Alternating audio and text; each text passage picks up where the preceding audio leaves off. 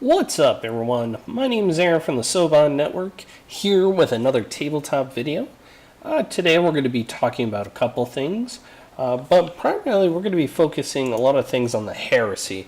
Now, the Horus Heresy, as people know, has been like my jam, especially playing Warhammer in the last few years, so there's been a lot of focuses on that, and honestly, it's been so. Today we got kind of a nice video. We got a sponsor video with showing us some of their stuff for the Heresy, and then we're going to talk about two armies that I'm going to be doing. That actually I traded my Orc army to kind of help fund a bit, and then we'll even go into a cart that I'm going to buy later on, once I get enough money to come in. So first off, we're going to talk about our first kind of sponsor, which is Bearbox Studios, a wonderful painting studio based out in southern Ontario. He's been actually a good friend of mine for many years now, and he's been the main painter for my army. And he wanted to, sponsor the video a little bit, as well as, show off some of his awesome stuff that he does in his own spare time. Because for Heresy stuff, he just loves the models.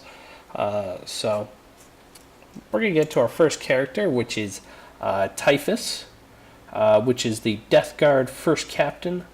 And I really love how this model, so you'll see some in progress works just as a heads up. But Rob really did a good job on this miniature. I said there might be a little bit more work to it, but honestly, it looks amazing. You can see some wear and tear on the armor from the chemical backwash. You could also just see the wooden grain that you have, and a little bit of the rust on the Reaper. It's honestly a fantastic model that Forgerel did and what he painted up.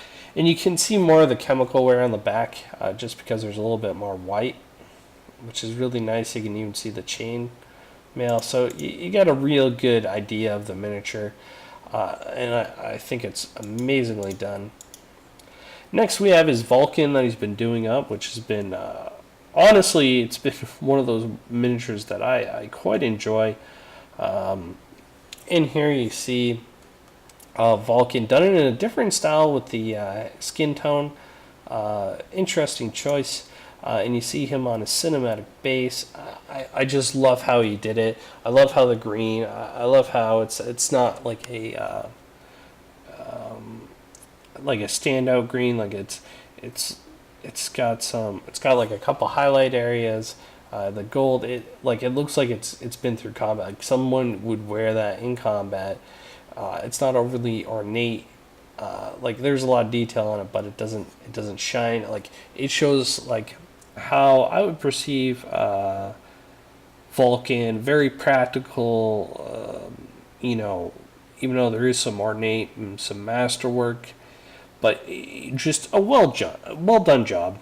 Like I don't even think the photos do enough justice, because I think the miniature is honestly, like if you saw this Vulcan in real life, you'd think honestly, just an amazing miniature. So if you want, check out Bearbox Studios on Facebook. So you can just search it. Great guy. He shows off so much work. If you do a commission through him, he keeps you up to date. Make sure that you get what you really want for your pricing. The pricing is very well. Also, you can always just let him know that Aaron from the Soban Network sent you, and show some love. Also, he's got different things that are done there. He just doesn't do exclusively Warhammer. He does like Infinity, any kind of miniatures that you want. He'll take care of them for you. So we're gonna get to our next bit. We're going to talk about a Legion and color scheme we're going to be doing up for the Ultramarines. The Ultramarines are going to be different compared to my Lunar Wolves. My Lunar Wolves are very much a generalist, mechanized, with some numbers on them. My Ultramarines, I'm going to do kind of an elite force of them. Pretty much it's going to be like veteran tacticals, some cataphracti terminators, a couple vehicles, but it's going to be the elite vehicles. Now, this is a work in progress that Rob's doing for me. These are going to be very bright. These are going to be very ornate, which is nice to really show off the miniatures.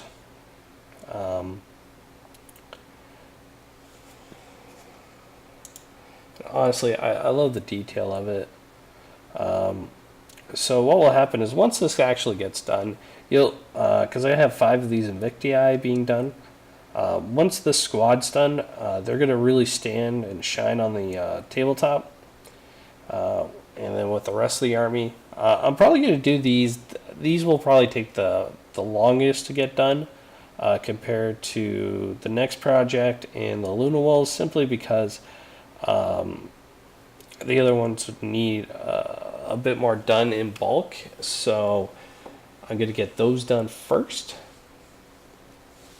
Speaking of which, our next Legion, I am doing the Iron Fourth. So where the Ultramarines were an elite force, mechanized veteran troops, the Luna Wolves are a good mix, but again heavily mechanized with actually quite a bit of elite troops, kind of well balanced. The Iron Warriors are going to be different because the other armies are fast moving. They have a lot of fast moving vehicles. The Iron Warriors, I'm doing like a giant infantry force supported by artillery.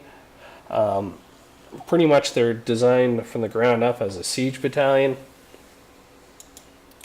And our first miniature is the Forge World Limited Edition event-only miniature. I forget his name, but honestly the model's great. Rob did a great job on this. And this is going to be the color scheme for my Iron Warriors.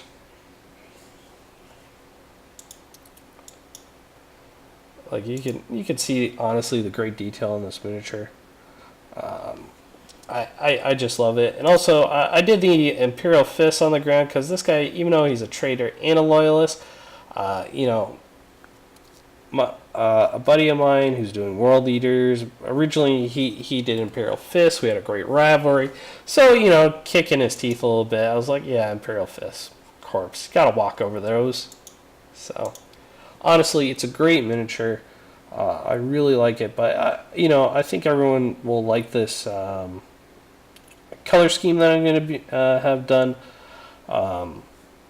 Which is really nice. The rest of the army is going to look like this kind of silver. I think it works. Now I'm going to talk about a little bit of what I'm going to buy for some of these armies, because I usually don't talk about that. But I'm going to buy Gilliam for the Ultramarines right off the bat, because I really want it. I have a campaign coming up, and a buddy of mine who's also doing Ultramarines, I thought, hey, I'm going to buy Primarch. I'll get it done so you can use them, because the guy, he doesn't have a lot of the capital to buy stuff from Forge World. So this will be kind of like my little treat, like, hey, buddy, I'll buy the miniature, you get to use them. Also, I'm looking to buy 2 Leviton Dreadnoughts, one for the Luna Wolves, one for the Iron Warriors.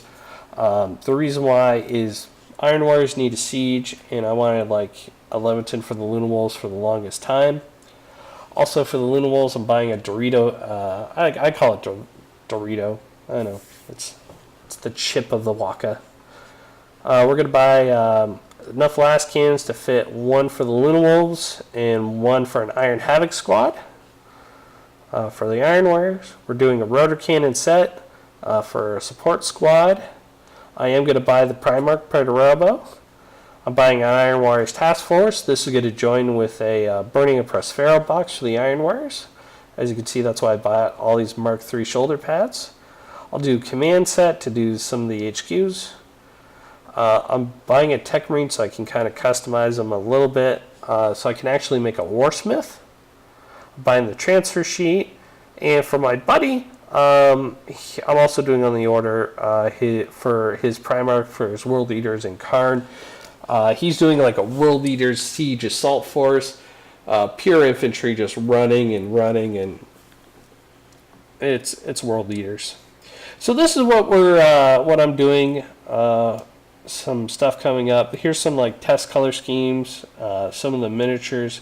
So I hope you enjoy it. I hope you look forward to more. And well, if you did enjoy this, leave a like and comment down below. If there's any armies you want to see in the future, let me know. And if you, just share the video. All right, everyone. Hope you enjoyed this, and until next time.